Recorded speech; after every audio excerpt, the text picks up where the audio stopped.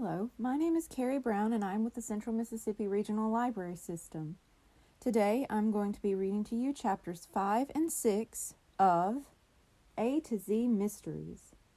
The Deadly Dungeon. Written by Ron Roy, illustrated by John Stephen Gurney, published by Random House, New York. Chapter 5. The kids didn't stop running till they were at the top of the cliff. Dink threw himself on the ground, trying to catch his breath. "What was that?" Ruth Rose asked, pulling off her sopping sneakers. "My heart nearly stopped." "It was the ghost," Josh said. "I bet that cave leads to a secret dungeon under the castle. Maybe that's where Emery Scott died." Ruth Rose burst out laughing. Josh ignored her. "There must be a secret door leading to the dungeon somewhere, and I'm going to find it." "Maybe you are," Dink said, "but I'm going to take a shower and change." "Me too," Ruth Rose said. "I smell like a fish." When they got back to the castle, Walker's Jeep was parked out front. The kids cleaned up, then hurried down to the kitchen. Wallace, Walker, and Rip were sitting at the long table husking ears of corn. "Hi, kids," Walker said. "How was your first day at Moose Manor?" "It was great," Josh said, shooting Dink a look. "We explored the playhouse and found some neat stuff on the beach." Dink figured Josh wanted to keep his secret dungeon idea to himself. "Well, I have lobsters to cook," Wallace said. "I hope everyone's hungry." After supper, the grown-ups decided to play Scrabble. "You kids can join us," Wallace said. "Or you can choose another board game from the hall closet. Help yourself." I think I'll go upstairs and read," Josh said. He motioned for Dink and Ruth Rose to follow him. They met upstairs in the hall between the bedrooms. "Let's search up here while they're playing Scrabble," he said. "What exactly are we looking for?" Dink asked. "A secret door or a passageway," Josh said, rapping his knuckles lightly on a wall. "Josh, don't you think Wallace would have told us about a secret door?" Ruth Rose said. "Maybe she doesn't know about it," Josh said. "I guess we should look around," Dink agreed. "Something is making those weird noises." "Let's start on the roof," Ruth Rose said. They walked down the hall and Josh pushed open the narrow door. At the top of the stairs they opened another door. A cool breeze blew in their faces as they stepped onto the flat roof. "Wow! You can see everything," Josh said. "It would be neat to fly a kite up here."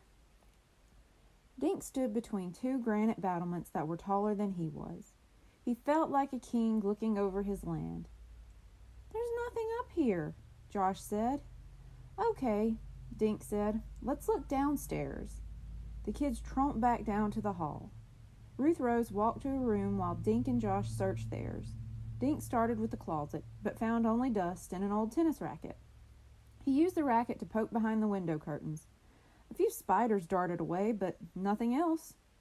Suddenly Josh screamed from the bathroom, "Dink, it's got me! Help!" Dink charged into the bathroom, holding the tennis racket like a club. He looked around wildly, but the room was empty. "Josh, where are you?" The shower curtain flew open. Josh stood there grinning. "Boo!"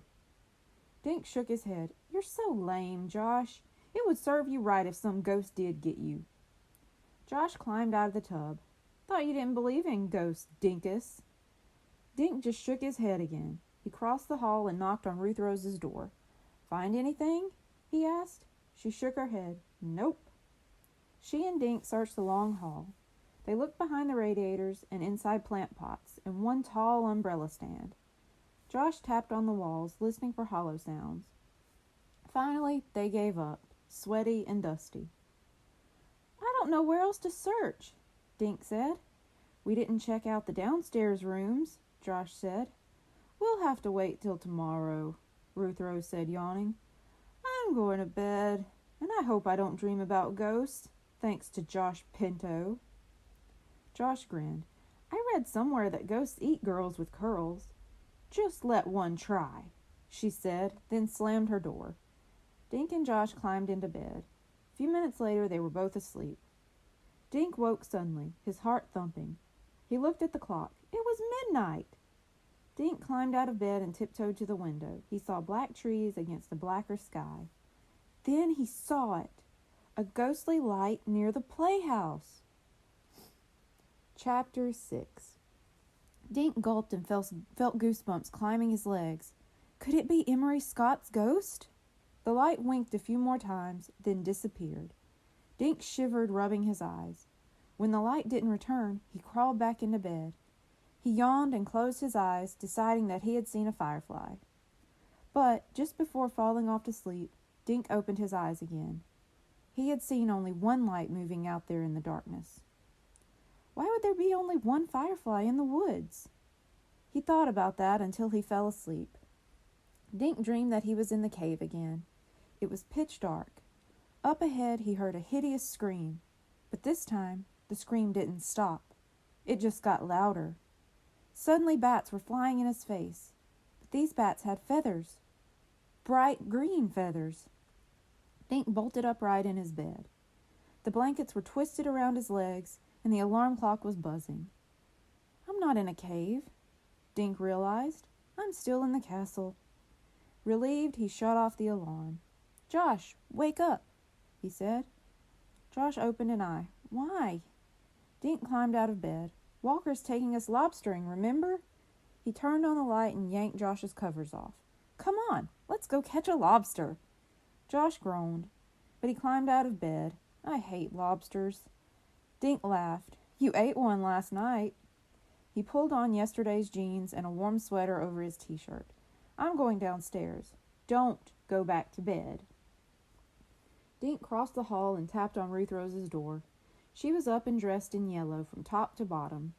Did you see anything strange last night? Dink asked her. Ruth Rose was pulling a brush through her hair. She shook her head.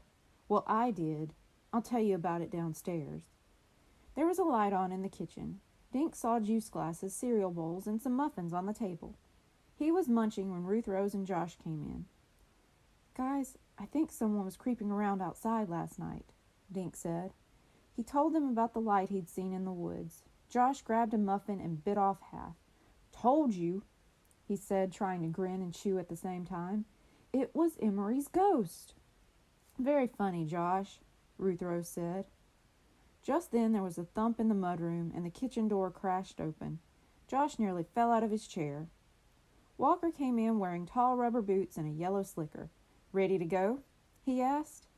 Dink laughed in relief. Josh thought you were a ghost, he said. Did not, Josh muttered. They walked outside and climbed into Walker's Jeep. The sky was pitch black. Dink peered into the woods, half expecting to see the strange light again. A few minutes later, Walker turned into his driveway. They got out and walked behind the house to the dock. Their feet made hollow noises on the wooden boards. Watch your step out here, Walker said, aiming a flashlight at Dink's feet. Dink breathed in the salty night air. A few stars made pinpoints of light above the boat. Somewhere he heard a night bird call. Ready to come aboard? Walker asked. Dink, Josh, and Ruth Rose followed Walker onto the dark boat. Thank you. Be sure to tune in next week for chapters 7, 8, and 9. Goodbye.